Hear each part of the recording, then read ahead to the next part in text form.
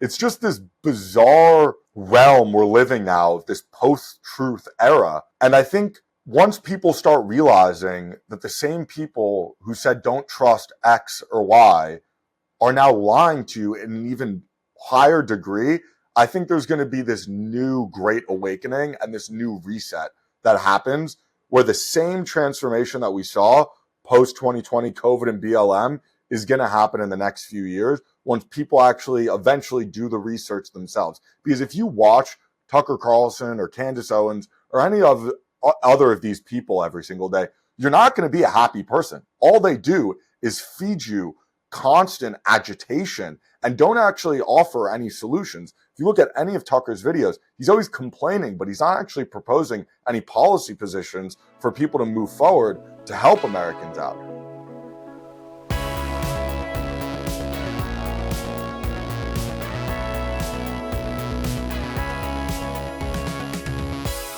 We like to think here on the Michele Tafoya podcast that all of our episodes are worthwhile.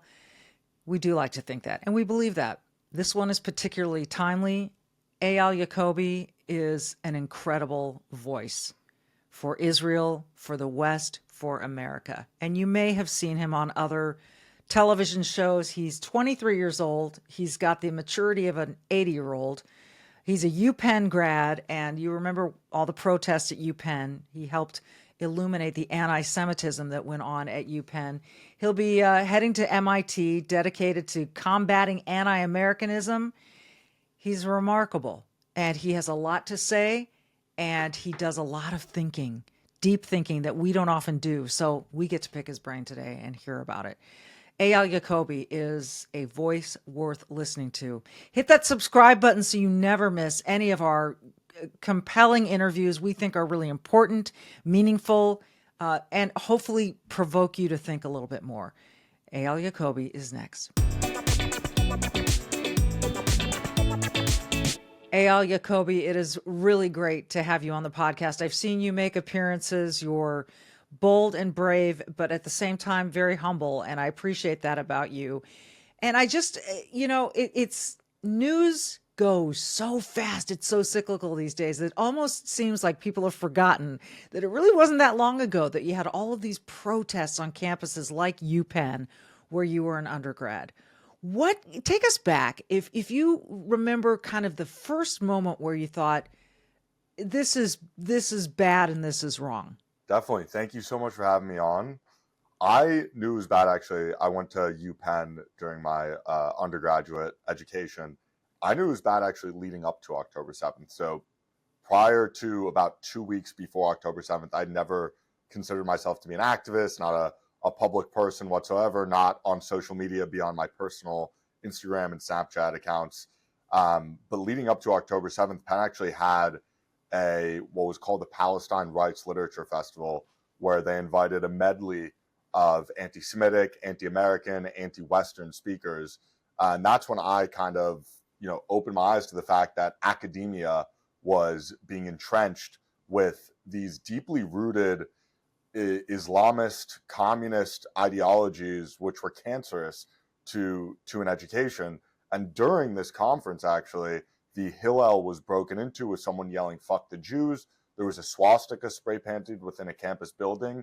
The Chabad house was vandalized on campus. This was actually leading up to October 7th that I became involved, and then hit October 7th, and we saw across college campuses this eruption of something that felt inorganic. It felt as though there was some sort of preparation that was happening before.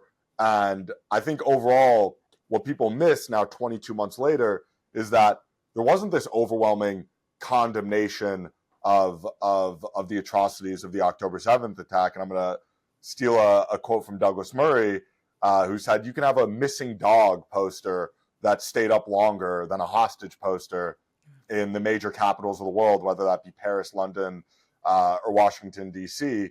And so it felt not only that you had this atrocity that was happening in Israel, but you really had this sense of jihadism, of worshipping violence and death that that emanated throughout the Western world. It was hideous. Look, we can discuss ideas, people can speak about what their beliefs are, but when you start seeing swastikas, in on campus buildings, when people are shouting or painting or vandalizing, and then we had October 7th. And one of my specific memories of October 7th was I was with some people and someone said, could that ever happen here? And I said, well, you remember 9/11? And of course it could happen here again. And another person saying, well, but you do have to be sympathetic to the Palestinian plight. And I'm like, this is a proxy war being committed by Hamas with Iranian money and other money. And this is not about the Palestinians and their plight. It really isn't. And so and again, these are people who consider themselves really smart, really well educated. But I agree with you. I think this stuff is so deep rooted in academia. So now here we are 22 months later. Over the course of that time, you were speaking out and you had become this voice, this face for your cause. What did you learn that most surprised you? Well, this episode is brought to you by Prize Picks. Preseason football, you can take the gal out of football, but you can't take football out of the gal.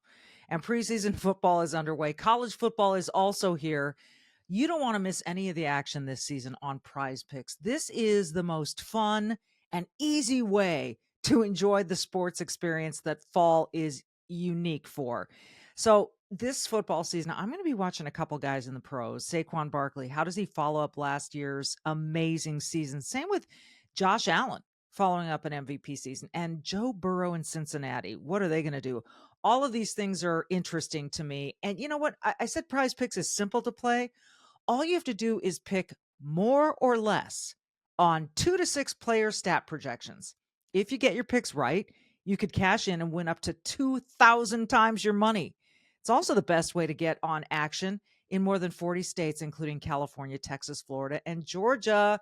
Prize Picks is the way to go, folks. It is so much fun and it is so easy. All you have to do is download the Prize Picks app today.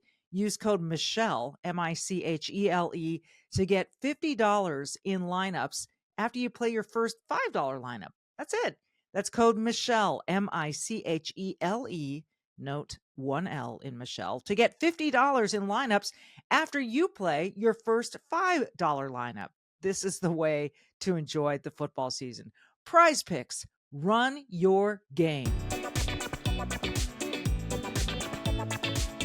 You were speaking out and you had become this voice, this face for your cause. What did you learn that most surprised you? You learn a lot of things. I learned, number one, the ignorance of certain people. Yeah. That some people feel so passionately about subjects that they have literally no basic knowledge about. And I think what you said was spot on in terms of the proxy war that's at play here, that people think that this is just some war between Israel and Hamas and not part of this system that's at play here with the Islamic Republic of Iran, dating even back to the Cold War and the KGB in terms of the propaganda that we're seeing now. We see the Muslim Brotherhood at play and how that's actually influencing significantly the decisions that are being made of European, specifically Western European governments. And so I think the ignorance was really just eye-opening to me. And then another important facet that I've seen progress over the past 22 months more so, and specifically actually on social media, is the sheep-like behavior of certain people, that they just read the most insane, unbelievable things, and just because it fits this preconceived notion that they have in their head, they just consume it nonstop. And what's bizarre to me is we went through this whole transformation, especially on the right, where you do see, not that much, but you do see this emergence. I wouldn't call them conservatives in the first place, but they identify for some reason with the right and with MAGA, even though they have nothing to do with it, of this anti-Israel sentiment. And we went through this whole transformation over the span of 2, 3, 4, 5 years of distrusting the legacy media because they lied to us, which they did. And now simultaneously having the same voices now being influencers, that being the new media, which was supposed to replace the legacy media in terms of being more trustworthy. But we see how people have infiltrated this space, just lie brazenly about the most ridiculous things. And then the same people who hate the legacy media for lying to them, suddenly just, no matter how many times you debunk the same person's lie, the same people are just back in line to consume the next one until it's debunked. And so it's this weird evolving door where people don't have maybe enough self-respect for themselves or don't have the critical thinking skills to really parse through the disinformation that's at play. So I guess it's tangentially related to ignorance, but I think it also has to do with the inner self not having the foresight to understand that there's a lot of people that gain from you just being blind sheep and not actually thinking for yourself. I think if I'm hearing you right, you're talking about people like Candace Owens and Tucker Carlson. Am I right? Them and their proxies. They're proxies. I love that. Well, it's amazing because these were people that we started thinking, oh, look, these bright lights are shedding light on the disinformation campaigns that are out there. They're tearing apart the establishment media, and then they kind of took some bizarre twists and turns. And then you start to go, well, wait a minute. If I can't believe the legacy media, and then I can't believe these new sort of media stars who I once kind of had some faith in, where in the hell do I turn? So what is it specifically like about this group? And we'll say Tucker and Candace, and I'm sure they're proxies. What have they gotten so wrong? What's gotten into them? I mean, I think, look, with Tucker and Carlson and Candace Owens, I think it's different. With Candace Owens, I genuinely actually think she's having a mental breakdown. If you watch her videos, you can see that something's, I think, internally wrong. There's an inner void that's at work there. I just posted a clip yesterday of Candace Owens proving that there's discrimination against Muslims in Israel because there's a Muslim quarter of Jerusalem. It's just like, does she not understand that there's also a Little Italy in Chinatown? I was just going to say, so like when you go to the North End in Boston for Italian food, is that discrimination? Or I mean, there's Jewish neighborhoods in Brooklyn. Is that discrimination against Jews?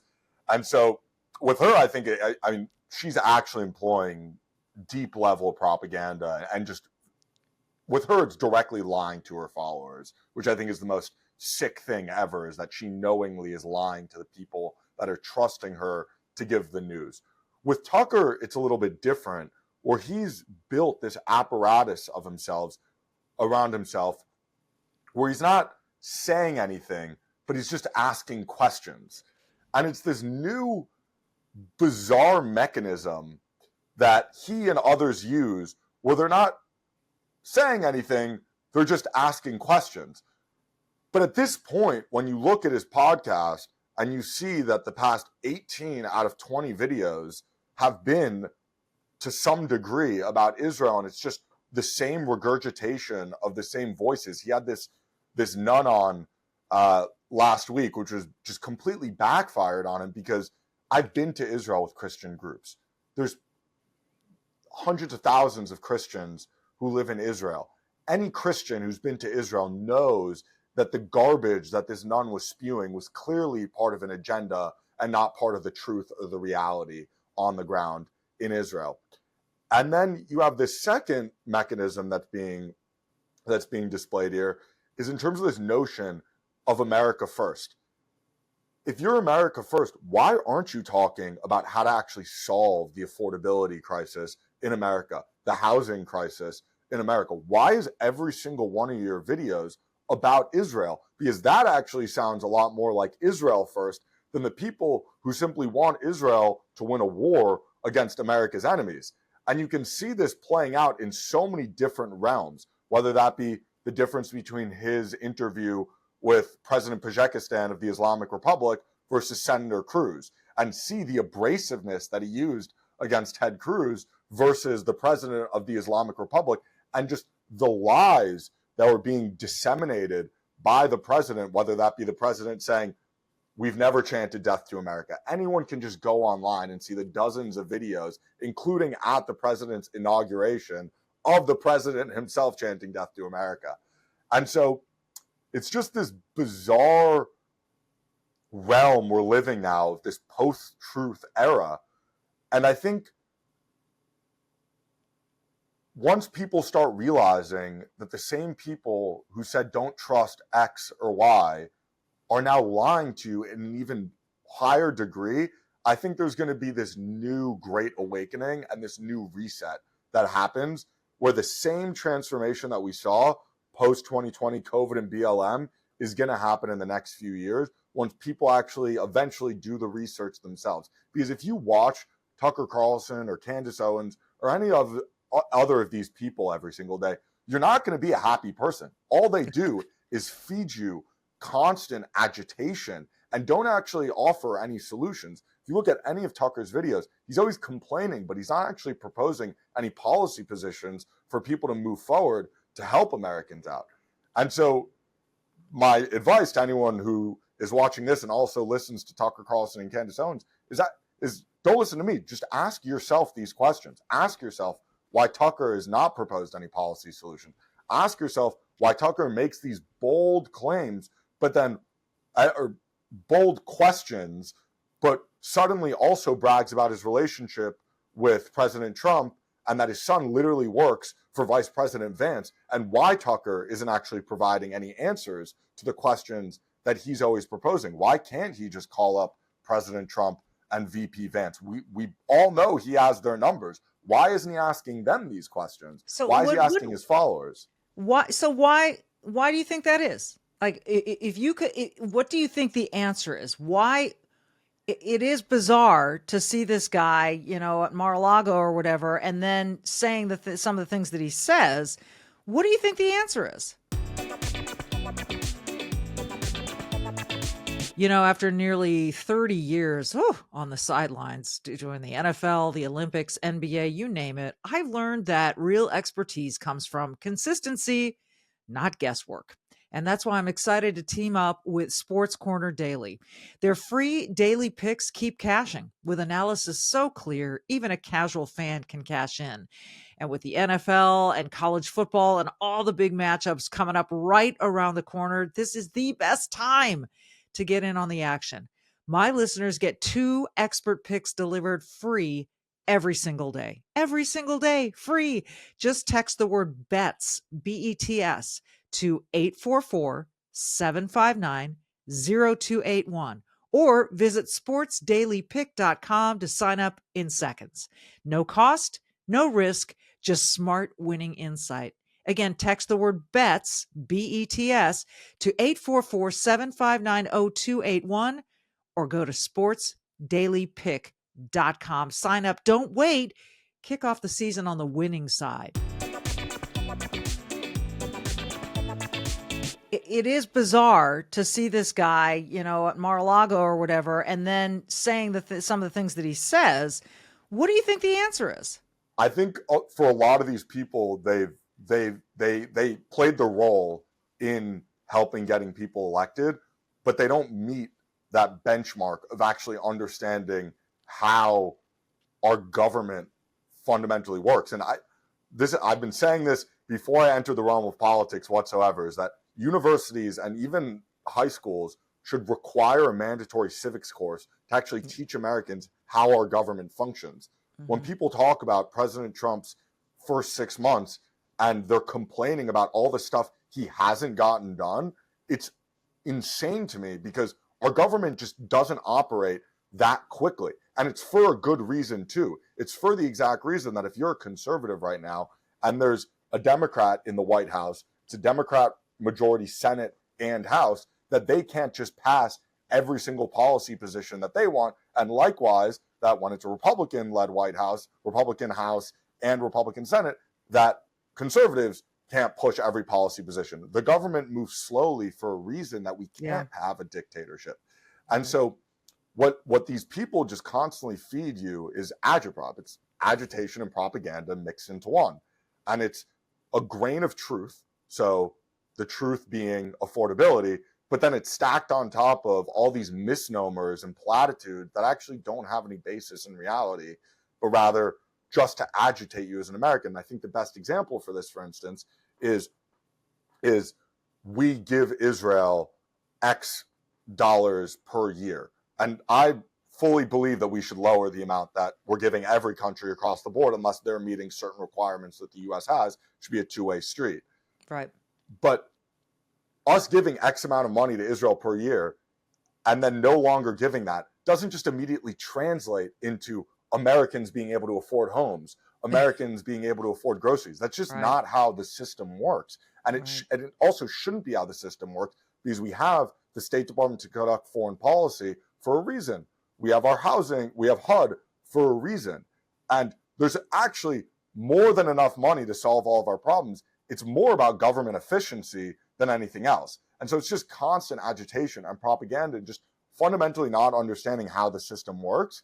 And so rather than propose solutions or policy positions, it's proposing how can I rile up the American base as much as possible to the point where they just don't trust any institutions, any people whatsoever, except me. And what that me is Tucker Carlson or Candace Owens or any other of these propagandists who do nothing but just erode our society. Wow. That's quite a statement there. I mean, it's bold. And before I forget, Muslim Brotherhood. I remember references to this organization in the past, but I'm hearing it come up again, and forgive my ignorance or naivete or whatever it might be. I've been on vacation for a long time. What kind of influence, how are they able to influence Western governments right now? So I think the best example is actually in France right now. And there was a government report that was leaked about a month and a half ago that was commissioned by Macron, shockingly, actually, that Macron wanted to see what was happening. But it showed that the Muslim Brotherhood was infiltrating every single institution within France. And what does that mean? That means that from pre-K schools to middle schools to high schools to the courts to lawyers to universities to public housing administrators to MPs, to every level of society, the Muslim Brotherhood was infiltrating. And so what that means is that they are trying to fundamentally overtake the society. And based on the report, don't believe me, believe the Macron French report, which should, if anything, water this down a lot, is that they were trying to institute Sharia law within France itself through the degradation of institutions to then replace them with Sharia councils and with Sharia law. And this isn't, there's a lot of fear mongering, I think, that's been at play for the past decade, 2 decades in the West. This was an actual report that was commissioned that proved that this was already happening. And so it's not hyperbole. It's happening before our eyes in France. And I would be scared to see if that report was done in the UK or in Belgium or in any of the other of these countries. And so the Muslim Brotherhood, the Muslim Brotherhood's goal is to infiltrate Western society and overtake it. And this is different than Islam itself. This is political Islam, which is trying to infiltrate societies and overtake it to then institute Sharia law. I have seen signs of it. I was in London for a week on this vacation that I took, and you quoted Douglas Murray earlier. He has been quite eloquent on this subject as it pertains to Keir Starmer and what's going on in the UK. I want to roll this. You put this on X, and this is about Muslims killing Christians in other countries. Let's roll the tape and then we'll talk about it. Go ahead, Misty. More than 40 worshipers killed after an attack on a church in Africa. An ISIS-linked group has claimed responsibility for this, and a witness has now come forward and spoken to Fox. Senior foreign affairs correspondent Greg Palcott has this horrifying story for us. So, Greg, what exactly did the witness say? Sandra, it was an unbelievable massacre. In the words of the eyewitness to Fox, we don't understand why this is all happening. Some 43 people killed in cold blood by machete and gun-wielding rebels of the Islamic State-affiliated ADF outfit at a prayer vigil in a small town on the eastern border of Congo. Buildings there were also torched. The ugly toll included 15 men, 19 women, and 9 children. Their bodies found strewn around the area. Other children were abducted.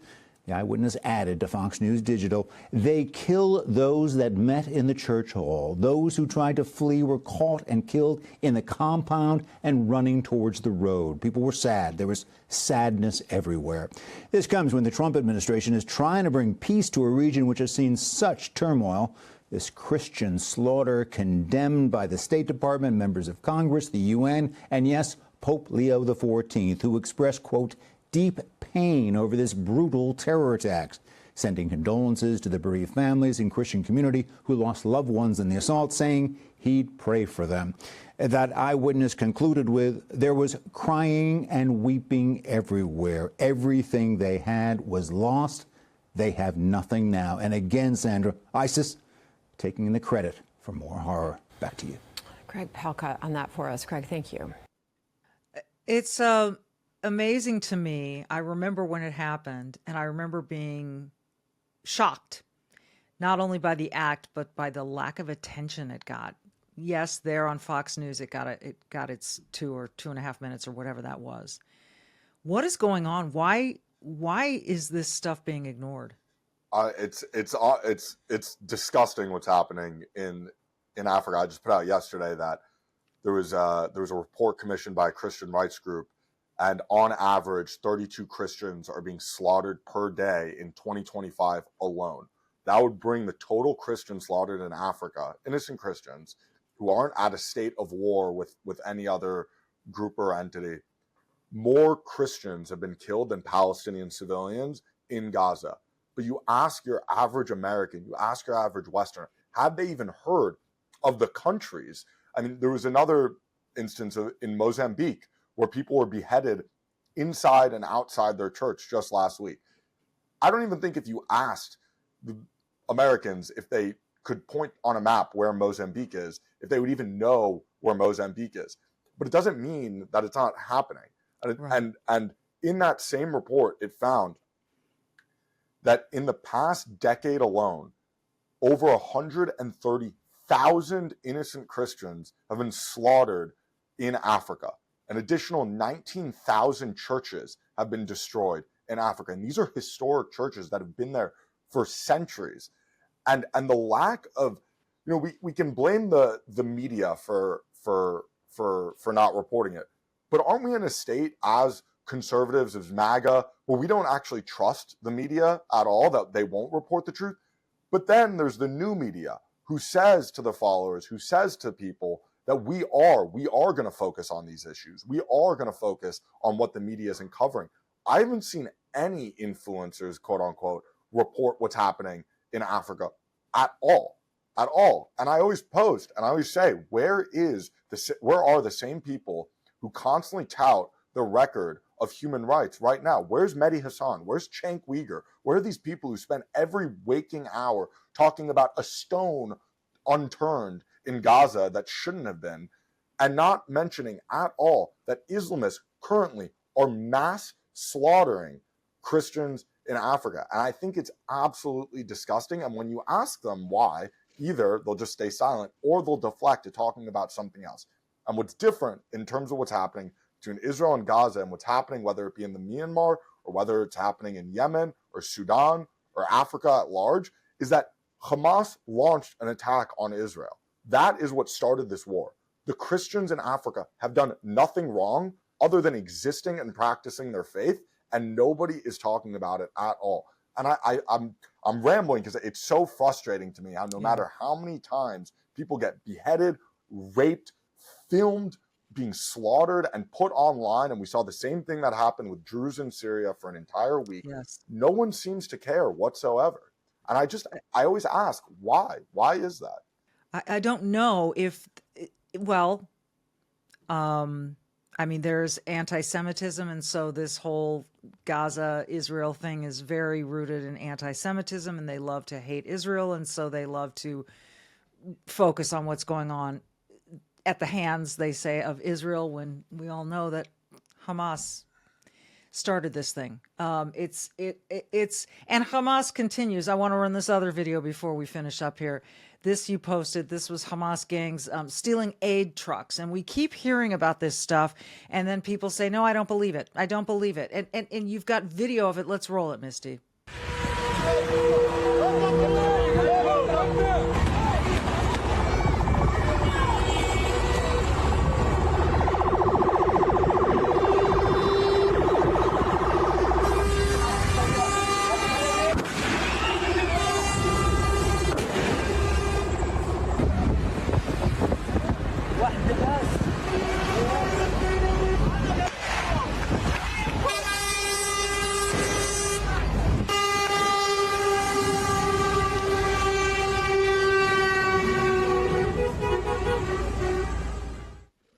What strikes me about that video is it's fairly well produced. It's not shaky. It seems like whoever's holding that camera has the intention of showing us exactly what's happening. Do you know where that video originated, where it came from? I'm not sure about that particular video, but I do know that a lot of these videos that are coming out of Gaza of Hamas stealing aid are actually being produced by Hamas, because you have to think about the dynamic that Hamas is playing in terms of the propaganda war, that to the West, they have to push that they're victims, that they're weak, that Israel's just targeting babies. But then to the Muslim world, they have to push that Hamas is strong, that we're here to stay, that there's no day after without Hamas within Palestinian society. So it's this dichotomy that's being played in terms of the propaganda that's played for a while, in terms of, on the one hand, is we are strong, we're here to stay. And on the other hand, to the West, they emotionally blackmail, where it's we're innocent victims. We need to, we need your help. We need your donations. We need your money to build more terror tunnels. But I think the best part of, you mentioned that people are saying that there is no Hamas aid, is that the New York Times published an article that, from another anonymous Israeli source, because of course it's anonymous, is that there is no systemic theft of aid by Hamas. And the most ironic part about that this article came out is that 3 days before, the Washington Post, which is by no means a friend of Israel, put out an article that Hamas has made over $500 million from stealing humanitarian aid since the start of the war. And so it's this funny dichotomy in terms of, what's the truth, is on the one hand, Hamas made $500 million from stealing aid, and on the other hand, there is no systemic theft in aid. So I personally would trust when the media is actually siding with Israel, because it's a rare occurrence. It is a rare occurrence, yeah. But it's this funny dichotomy that's being played, and goes back to the question of, what's the truth?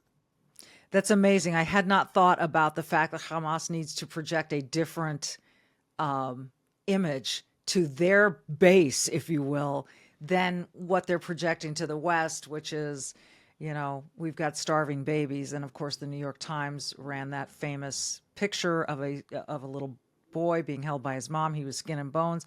Didn't have to do with the fact that he didn't have food. It had to do with a disability that he had, and they had to correct themselves. And it's just so irresponsible to have to come back and correct something like that, when it seems to me the facts were pretty plain and clear to everyone who knew about this photo. So it comes down to this. It is discouraging, all of this misinformation, disinformation, however you want to categorize it, that is out there when it comes to these issues. And it's so whoever wants to confuse the West and make them wonder whom they should trust, they're doing a damn good job at creating that chaos.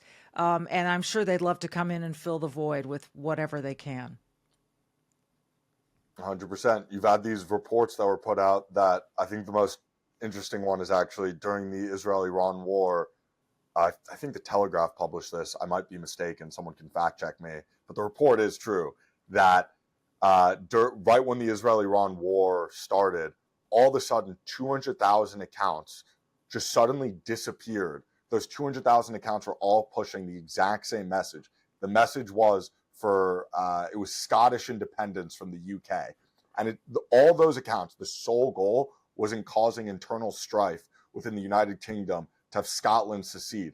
And it turned out through this report that all 200,000 of those accounts were from some bot farm in Iran that was struck by Israel, wiping out the 200,000 accounts. And it proved, and this is just one example, that the Islamic Republic of Iran, Russia, China, they're all flooding X with these massive bot farms to do nothing but sow division and chaos and create this collective illusion that this is right, this is wrong. And they're doing a phenomenal job at it, I must say. Do we counter here in the United States? Do we counter that? How do we push back against that? Because again, where are the solutions for something like that? It seems that here in the wealthiest country on the planet with a lot of brilliant high-tech minds, we ought to be able to counter that. I have spoken with many people in the White House saying that we should have counter bot farms in the US to counter their data. I also just think a very simple way of fixing these things is that there's typically the same accounts that are posting the same disinformation like every single day. Is if you hit a certain number of, let's say, community notes on X, your account should be flagged as distrustworthy, like untrustworthy. There should be some sort of ranking system where you can actually see how many community notes an account has or something like that. And another easy solution is that if a government like the Chinese government is going to restrict their people from accessing X, there should just be a complete, ironically, Chinese wall placed on China that no accounts can come out of China whatsoever, whether that be bot accounts, whether that be official government accounts, no accounts whatsoever. If you're not allowing your people to see what it's like to have freedom and open dialogue in the West, then you shouldn't be able to access your accounts either. And I think that's a fair way of going about it, that someone like the Ayatollah should not have access to his X account if he's not going to let his people similarly have access to X, Instagram, or any of these other social media platforms. Yeah, it's a really, really interesting point and a good thought, because we treasure free speech here in America, but I don't know that that's the rub. People are going to say, oh, well, they've got First Amendment rights, but quite frankly, other foreign governments don't necessarily have First Amendment rights here in the United States. Those are afforded to Americans and not to outside propaganda, as far as I understand. Am I wrong? You're right. And it's not like we're arresting these people. We're simply not allowing them to do this one-way warfare, psychological warfare that's happening right now. It is so good to talk to you. And I could talk to you for hours because there's so much to talk about. And you are creating like crazy, Eyal. What's next for you? I know you're at MIT now, right? I'm starting in a couple years. Oh, okay. So you're working, you are posting like a madman, which I appreciate because we need to see this stuff. Like, we need to see this. What kind of response are you getting that encourages you? What gives you hope? I think if I looked at my comments and my DMs, I would have very, very little hope. Yeah, don't look at those. Yeah.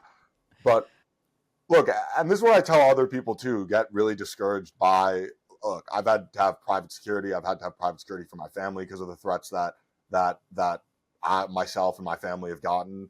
But what I tell people is that what gives me hope is the fact that I started my X account about a year and 3 months ago. In that year and 3 months, I've amounted almost 200,000 followers, which proves that what I'm saying and what I believe I'm saying is simply the truth, is that enough people in the world believe in it to follow me and continue following me. And we spoke about, sorry, I was just going to say, we spoke about bot accounts. We spoke about these foreign governments having these malign actors on X. The only thing that can be fake are the death threats that are being launched at you. And there's probably some real ones too, and I have to take those seriously, but the majority of them are likely fake. What is real is the fact that, because, like, I think in my mind that the fact that my account is growing is the fact that there's enough people out there who agree with me and believe in the truth, believe in Western civilization, believe in this current multipolar system, that multipolar world that we're living in, and agree that the U.S. is actually a force for good and not a force for evil. And that's what keeps me going. I hope that you stay buoyed by that. I couldn't agree with you more. I like to believe that we are on the cusp of this great awakening that you mentioned, and we have seen it. It wasn't that long ago that we were all saying, trust the science, and all of the other catchphrases of 2020. And they seem to have fallen by the wayside. I know some of them are percolating up again, having to do with reparations and certain things and how evil America is. I'm in this fight with you. I support you 1,000%, as some of my good friends on sports TV like to say. Keep doing what you're doing and let us know how we can help. Thank you so much for having me on. This was a great conversation. Agreed. I always end my podcast, Eyal, by saying be brave and do good, and you are doing both. So thank you for exemplifying that.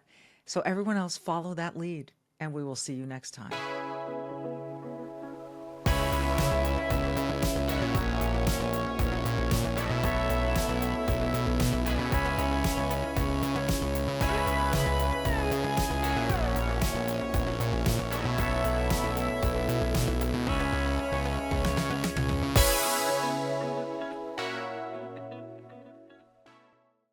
Hey, you can keep up with the Trump administration when you subscribe to the Trump Report. It's an email that brings you daily highlights from the Oval Office right to your inbox 5 days a week. Subscribe today at SalemPodcastNetwork.com/Trump.